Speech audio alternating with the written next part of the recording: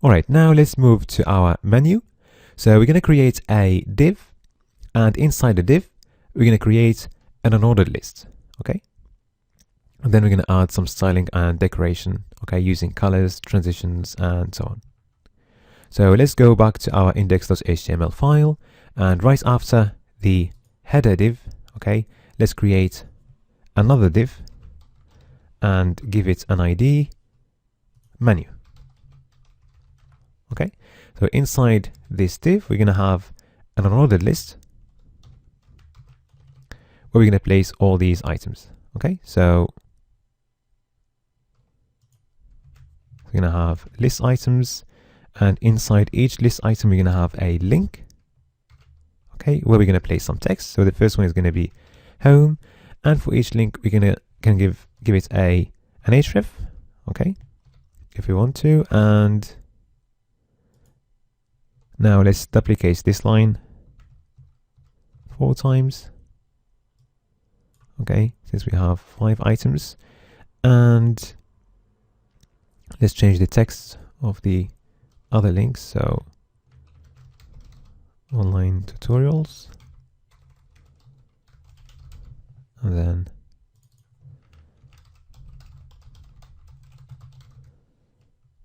sign up and contact us. Okay, so this is how our list looks like for now. Okay, so we're gonna need to add some styling to get it like this, okay, inline. So let's go to our styling sheet. So first of all, to get rid of the bullet points, okay, we are going to select our unordered list, and we will change the list style, okay, to none. And now we don't have any bullet points there, okay. And then to get our list inline like this, we are going to style the list items. So we're going to access the list items from the menu, okay. So first we are accessing the menu using its ID, so that's number sign menu, and then we're accessing the unordered list, and then we're accessing the list item inside the unordered list, okay. So to get the lists inline, we're gonna set the float property of the list items to left, okay, and now all our list items are going to be floating left, right? Now we're gonna need to add some padding, okay. So we don't want any top and bottom padding for now. We only want the right and left paddings. So we're going to set the padding property using 2 values. The first value is going to be for the top and bottom. I'm going to set it to 0, and the second value we can choose, for example, 10 pixels, and that's going to be for the right and left padding. Okay. Now let's style our menu div and add some height and background color. So I'm gonna put the styling of the menu just before the unordered list styling, okay, using its ID. And let's change the height to 50 pixels. Probably more, 70. Okay, and let's give it some background. So we're going to use gradients again. So we're going to use the background property. Okay, so we're going to start with the top color.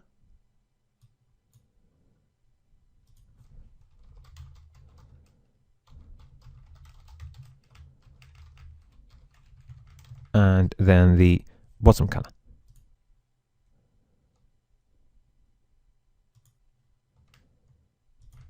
Okay, here we go. All right, Okay, so now let's go back to our list items. And now we're going to style the text inside the list items. And for that, we're going to access the link inside each list item. Okay, so to do that, we're going to access the list item first using the same syntax we used before. And then inside the list item, we're going to access the link. Okay, so we don't want the links to be underlined. Okay, so to do this, we're going to use the text decoration property, and we're going to set that to none. Okay, and now our links are not underlined. Also, we want all links to be uppercase, so you're going to use the text transform property, and we'll set that to uppercase. Also, let's change the font size and make it a little bit bigger. So let's try 15 or 16. Okay, probably 17. Okay, that looks fine. All right, now let's add a color. Okay, so we can try to use our ColorZilla to select the color, but the problem is once we hover on the element, the color changes. Okay, so we're not going to be able to use ColorZilla for this purpose. So what I'm going to do, I'm going to click right and go to inspect elements. Okay, and then inside the code of this page, we can get the CSS properties of the link. Okay, so that's our menu div, and that's the list. And if we access any list item and we select it, okay, then we can see the CSS properties of the list items. They're just here. So we're looking at the properties of the link, and the color is this one. So I'm going to copy it and I'm going to paste it there. Okay, and now we've got the right color. Okay, now let's add some more padding to our list items. So let's change this to 20 or 30. Okay, so they are more distant from each other. Okay, also let's separate the list items using this vertical bar. Okay, and to do that, we're just going to add some border right to each list item. So, and before doing this, we're going to need to change the height of each list item so that we get the right height for our bar. Okay, so we're going to change the height of our list items to 20 pixels. And then we're going to add a border right that we're going to style as following. So for the width, we're going to go for 1 pixel, and then it's going to be a solid style. And for the color, we'll use the same color we used for text. Okay.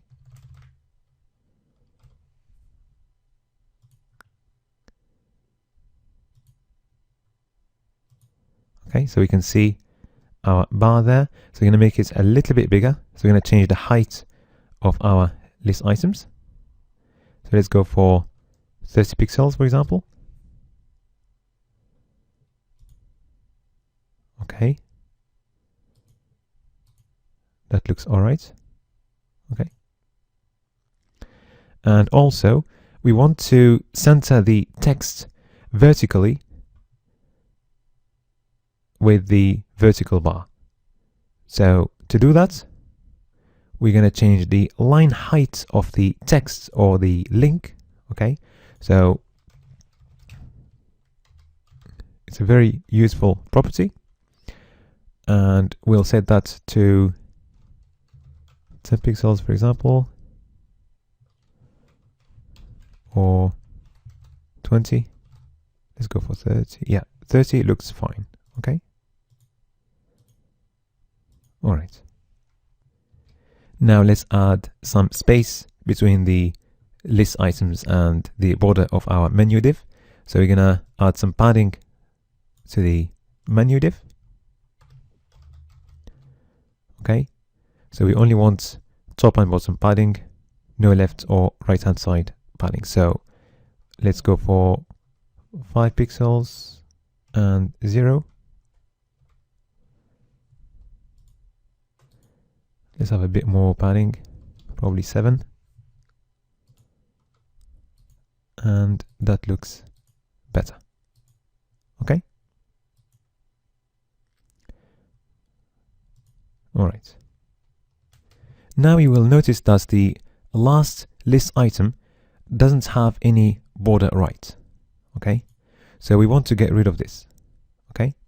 So to do that, we are going to access the last list item of our list. So first we're going to access the menu using its ID, and then the unordered lists, and then the list item inside it, and then we're going to use colon last child. And make sure that there is no space between the colon and the text. Okay. So then inside curly brackets we're going to write border right,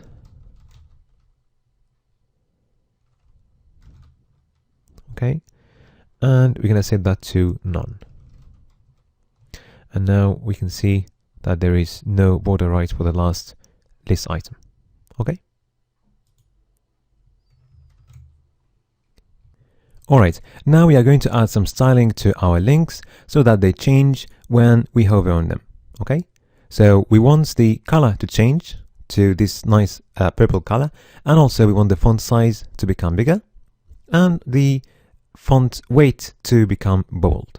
Okay, so to access the links we're going to use the same way we have used before, okay, followed by colon and then hover. And bear in mind there is no space between colon and text. Okay, so first of all let's change the font size to 20 pixels. That looks fine. And change the font weight to bold.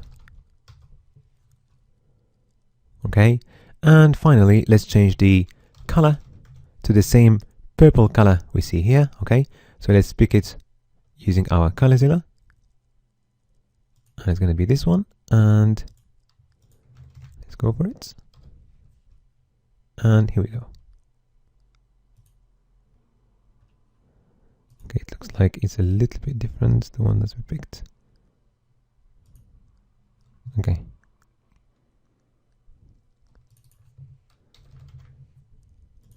Let's see now. Okay, that looks better. Okay. All right, now let's make our first list item active, okay, like this. So to do that, we're going to go back to our index.html file.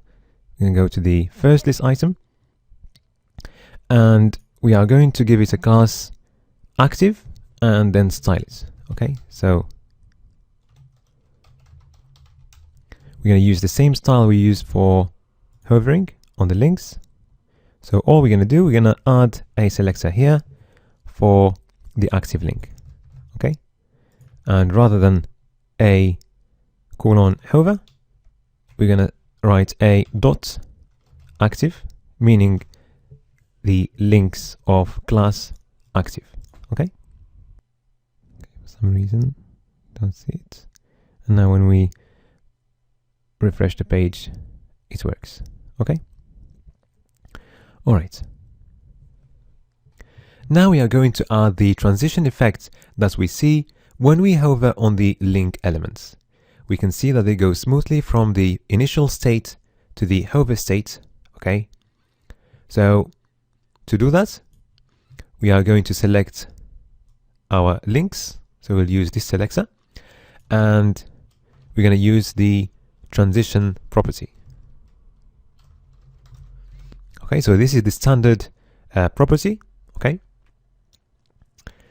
so first of all, we are going to specify which attributes we are looking at. So basically, we want the font size to take a certain duration to move from the initial font size to the final font size. So our attribute is font size. Okay. Then we are going to set the duration of our transition. So let's try first 1 second. Okay, S for second. All right. And then we are going to set the transition timing function. Okay, so if we set that to linear, for example, so this means that the speed of the transition is the same from the beginning till the end. Okay, so if we try this, we can see that it takes 1 second for the transition to happen, and also the speed is the same from the beginning till the end. So let's change the duration to half a second.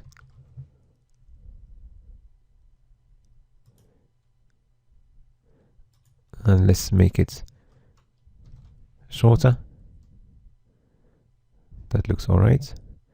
And rather than linear, I'm going to use ease, which means that the speed starts slow, then becomes fast, then ends slow. That looks fine now. Okay. All right. So we're going to need to add a few more lines for this property, okay, for other browsers. So we're going to add one line for Safari, and we're going to place, just before the transition word, we're going to place minus sign, okay, minus sign WebKit, and minus sign. And then for Mozilla, we're gonna do minus sign Moz, minus sign. And then for Opera, it's gonna be minus sign O, minus sign. And for Internet Explorer, we're gonna have minus sign MS, minus sign. Okay, and finally the standard is gonna be this, which will be working for Chrome, for example. Okay.